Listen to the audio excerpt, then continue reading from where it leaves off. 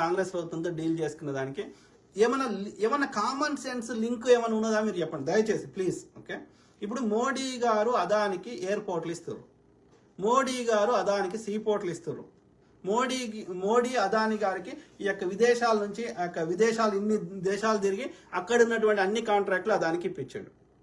Okay, so మన దేశంలో NTPC ద్వారా ఉత్పత్తి అవుతున్న బొగ్గు కాదని విదేశం నుంచి ఎక్కువ రేటుకు బొగ్గు చేసి అది అదాని ద్వారా మనకు అమ్మిపిస్తున్నాడు.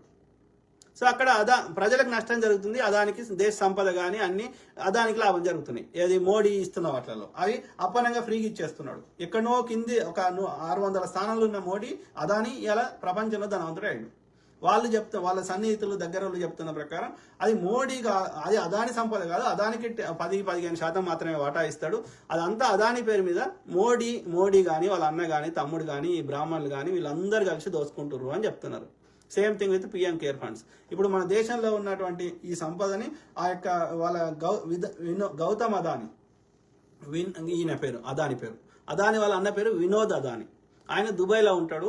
ఆయన యొక్క షెల్ కంపెనీలు అన్ని అంటే కాగితపు కంపెనీలు అంటే వ్యాపారం ఉండదు ఏముండదు, పేరుకే ఉంటాయి, నామకే వాస్తవం. సో అవన్నీ ఈ యొక్క మారిషస్లో, ఆఫ్రికా దేశంలో ఉన్న ఒక మారిషస్లో ఉన్నాయి. అక్కడికి ఇక్కడ మన దేశ పైసలు పంపించి అక్కడి నుంచి మళ్ళీ ఈ అదాని కంపెనీలో పెట్టుబడులు పెడుతున్నారు. ఎవరి అంటే అది ఇన్వెస్టిగేషన్ చేయమని రాహుల్ గాంధీ అడిగితే ఆయన యొక్క పార్లమెంట్ సభ్యత్వాన్ని రద్దు చేసిండు. ఆ ఇన్వెస్టిగేషన్ చేయమని ఆధారాలతో సహా చూపెడితే ఆమె యొక్క మహువా మొయిత్రా పార్లమెంట్ సభ్యత్వాన్ని రద్దు చేసిండు. సిబిఐ ఇన్వెస్టిగేషన్ చేయమంటే చేస్తలేడు, ఈడీ ఇన్వెస్టిగేషన్ చేయమంటే చేస్తలేడు. అర్థమైందా? కానీ 100 కోట్లు ఈ యొక్క లిక్కర్ స్కామ్ అని లోపల వారేస్తున్నాడు ప్రతిపక్షాలని. అదే ప్రతిపక్షాలు బీజేపీ కండువా కప్పుకుంటే వాళ్ళకి ఉన్న కేసులను కూడా మాఫీ చేస్తున్నాడు. అర్థమైందా? సో ఈడీ సిబిఐ అనేది ప్రతిపక్షాలు లేకుండా చేయడానికి వాడుతున్నాడు. వీళ్ళు మొత్తం ఈ యొక్క ఇండియన్బర్గ్ రీసెర్చ్ వాడు చెప్పిండు, వాడు అన్ని కంపెనీల మీద రీసెర్చ్ చేసి వీళ్ళ కంపెనీలో పెట్టుబడి పెట్టొచ్చా లేదా అనే ఉద్దేశంలో వాడు కంపెనీ ఎట్లాంటి ఉన్నదని వాడు రిపోర్ట్ ఇస్తాడు, అన్ని కంపెనీలకు ఇస్తాడు. అట్లా అదాని కంపెనీ మీద కూడా వాడు రిపోర్ట్ ఇచ్చాడు. ఎన్ని వేల కోట్ల మనీ లాండరింగ్ జరిగింది, ఎట్లా దేశ సంపదని ఎట్లా లూటీ చేస్తారు, అది ఎందుకు ప్రైవేట్ యొక్క లోకల్ వేరే గవర్నమెంట్లకు కానీ వేరే వాళ్ళకి అమ్ముతలేరు, అపోజిషన్ పార్టీ వాళ్ళకి ఎందుకు అమ్ముతలేరు, ఓన్లీ అదానికి ఎందుకు అమ్ముతున్నారు, అది కూడా ఆల్మోస్ట్ ఫ్రీగా ఇచ్చేస్తున్నారు ఎందుకు అని ఇవన్నీ రీసెర్చ్ చేసి వాని యొక్క అన్యాయాన్ని ఈ మోడీ అనేటోడు అదాని పేరు మీద దోసుకుంటుండ అనేది ఇంతమంది చెప్పారు. అంటే అదాని అనేటోడు దేశ సంపదని, మోడీ అనేటోడు చౌకీదార్, చోర్ హై అంటే ఎందుకు బాధ అవుతుంది, కోర్టు ద్వారా ఎందుకు తీర్పు ఇప్పిస్తావు, నువ్వు చోరు కాబట్టి బాధ అవుతుంది. సో ఆ విధంగా దేశ సంపదనంతని అదానికి అప్పచెప్తున్నాడు ఎవడు, నరేంద్ర మోడీ. రేవంత్ రెడ్డి అంటే ఆయన ఏం చేసిండు, మనం ఇక్కడ ఉన్న సంపద ఏది అదానికి ఇవ్వలేదు, మోడీ అనే దుర్మార్గుడు చౌకీదార్ అదానికి దోచిపెట్టిన దానిలోకి వెళ్ళి కొంత ఇక్కడ మా రాష్ట్రంలో పెట్టుబడి పెట్టుంది, ఆ సంపదని మళ్ళీ తీసుకొస్తున్నాం, మోడీ దోచిపెట్టిన సంపదని రాష్ట్రానికి తీసుకొస్తున్నాం అదాని దగ్గర నుంచి. మనం అదానికి రాష్ట్ర సంపద ఏది ఇస్తలేము.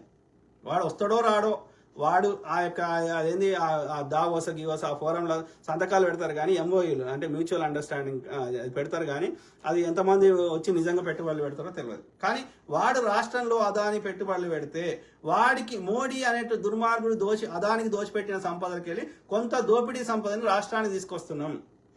దానివల్ల రాష్ట్రానికి 4 ఉద్యోగాలు వచ్చే అవకాశం ఉంటుంది. కానీ రాష్ట్ర సంపద బొగ్గు గనులో, ఇంకో సీపోర్ట్లో, ఎయిర్పోర్ట్లో, రాష్ట్రంలో ఉన్న ఎన్టీపీసీ గనులో, ఇంకేదైనా నిధులో మనం అదానికి ఇస్తలేము. మనం ప్రభుత్వ కాంట్రాక్టులో ఏమి ఇస్తలేము. ఎక్కడన్నా ఇప్పుడు ఏది ఎలక్టోరల్ బాండ్ స్కామ్ అన్నాం, ఏంది వాడిని దోచిపెడితే వాళ్ళకెళ్ళి కొంత వాటా బీజేపీకి ఇచ్చిండు, రైట్? ఇప్పుడు కాళేశ్వరం మీద లిక్కర్ స్కామ్ చేస్తూనే అంటున్నావు కదా, మరి కాళేశ్వరం మీద కూడా ఇన్వెస్టిగేషన్ చేయడు వాడు. ఎందుకని?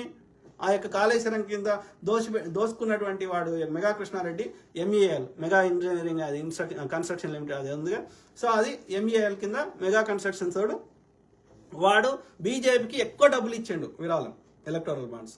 అర్థమైందా?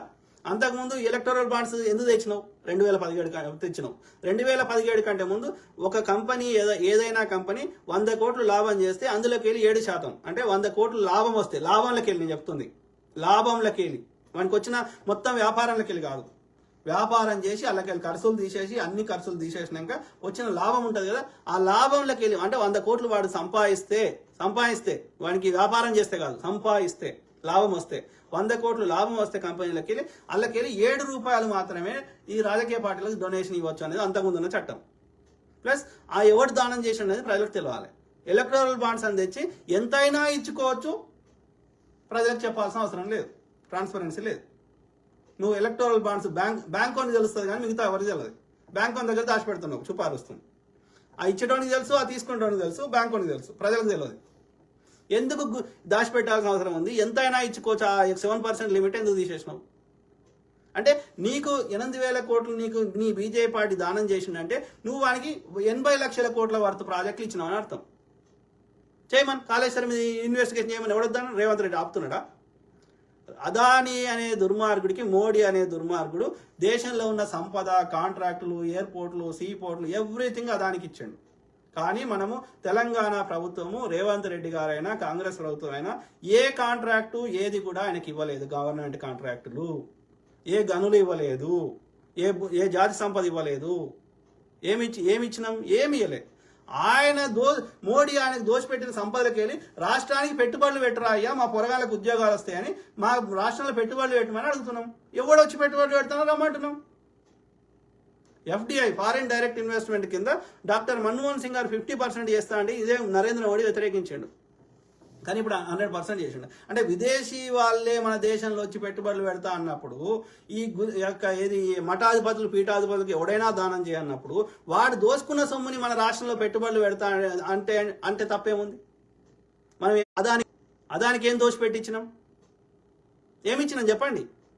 మేమేం గనులు ఇచ్చినామా, జాతి సంపద ఇచ్చినామా, కాంట్రాక్టులు ఇచ్చినామా? ఏమి ఇచ్చినాం?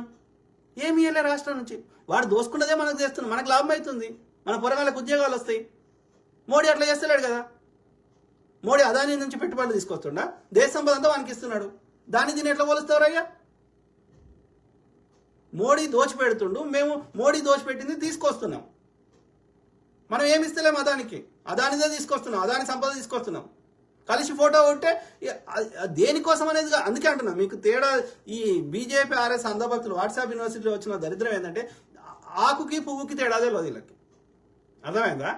ముస్లిం జెండా ఉంటే పాకిస్తాన్ జెండా అంటారు గాడి కొడుకు. ముస్లిం జెండాలో మొత్తం గ్రీన్ ఉంటుంది, గ్రీన్ ఉండి ఆ యొక్క చంద్రుడు ఉంటాడు. అదే పాకిస్తాన్ జెండాలో 70% ఉంటుంది అది గ్రీన్ అది చంద్రుడు, మిగిలిన 30% తెల్లగా ఉంటుంది. ఎందుకట అంటే వాళ్ళు చెప్తున్న వాళ్ళ దేశ జెండా వేసుకున్నప్పుడు ఆ 30% అనేది మైనారిటీలు కూడా, వాళ్ళు కూడా సురక్షంగా ఉండాలి. మా దేశంలో 30% మైనారిటీలు ఉన్నారు, మిగతా కుల మతాల వారు, వాళ్ళని కూడా మనం రక్షించాల్సిన బాధ్యత ఉంది, వాళ్ళకు కూడా గౌరవం ఇస్తాం. కాబట్టి మిగిలిన 30% తెల్లగా పెట్టిరంట. సో కాబట్టి పాకిస్తాన్ జెండాలో 30% తెల్ల పట్టి ఉంటుంది, మిగిలిన 70% గ్రీన్ ఉంటుంది. అలా ఇట్లా ఈ చంద్రుడు ఉంటాడు. కానీ ఇప్పుడు మన దేశంలో ముస్లిం సంబంధించిన వాళ్ళందరూ ముస్లిం జెండాలు ఎగరేస్తారు. అంటే ఇప్పుడు హిందువులు ఎట్లయితే కాషాయం జెండా ఎగరేస్తారో, కాషాయం ఎగరేస్తారు, ఇట్లా ఉంటుంది కదా. సో అట్లా కాషాయం ఎగరేసినట్టు వాళ్ళు గ్రీన్ ఎగరేస్తారు. అందులో ఇది ఉంటుంది. సో గ్రీన్ జెండా అందుకు పెట్టి వాడు పాకిస్తాన్ అంటారు. అందుకే అంటున్నా, ఆకుకి పువ్వుకి తేడా తెలుసుకోవాలి. మోడీ అదానికి కాంట్రాక్టులు, బొగ్గు గనులు దోచిపెట్టింది. మోడీ అదానికి దోచిపెట్టిన సంపద రాష్ట్రాల్లో పెట్టుబడులు పెట్టమనడానికి చాలా తేడా, ఆకుకి పువ్వుకున్న తేడా ఉంది. అర్థమైందా? అది గమనించాలి. ఈ తేడాగాళ్ళు బీజేపీ RSS వాట్సాప్ యూనివర్సిటీలు అంధభక్తులు బ్రెయిన్ వాష్ చేయబడ్డ వాళ్ళు ఈ తేడాగాళ్ళు గుర్తించాలని నేను ప్రాధేయపడుతున్నా. ఓకే, అర్థమైందా బ్రదర్? దళపతి శివగౌడ్ తెలుసుకో. చెప్పినా కదా బ్రదర్, నేను క్లారిఫై చేసిన. ఏమంటున్నావు? నేను చెప్పేది చదువుతున్నా కదా బ్రదర్, నేను ఓపికగా చదివే చెప్తున్నా. నేను ఒక్కనే, ఇప్పుడు చూసే వాళ్ళు కూడా చదువుతారు కదా, అది మార్చాల్సిన అవసరం ఏం లేదు కదా. దళపతి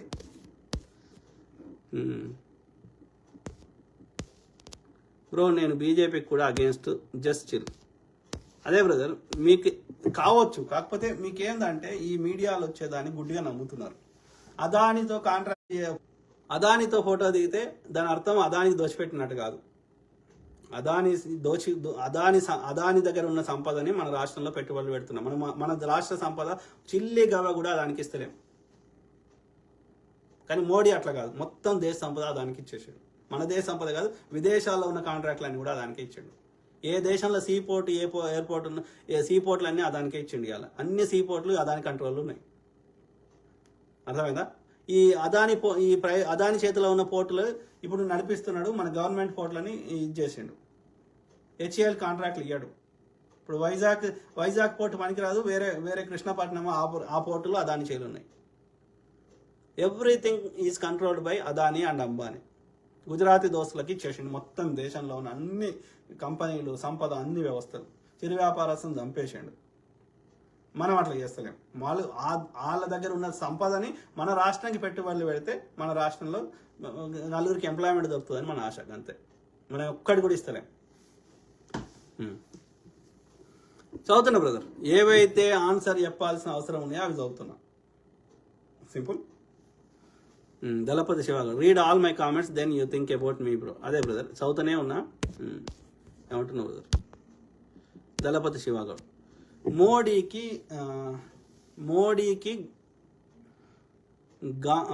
మారుతా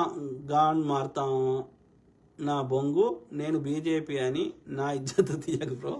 కావాలి అంటే ఒక బెగ్గర్ మా తాత అని చెప్పు, లేదా ఏమంటున్నావు, ఒక కూలీ మా తాత అని చెప్పు. I feel proud.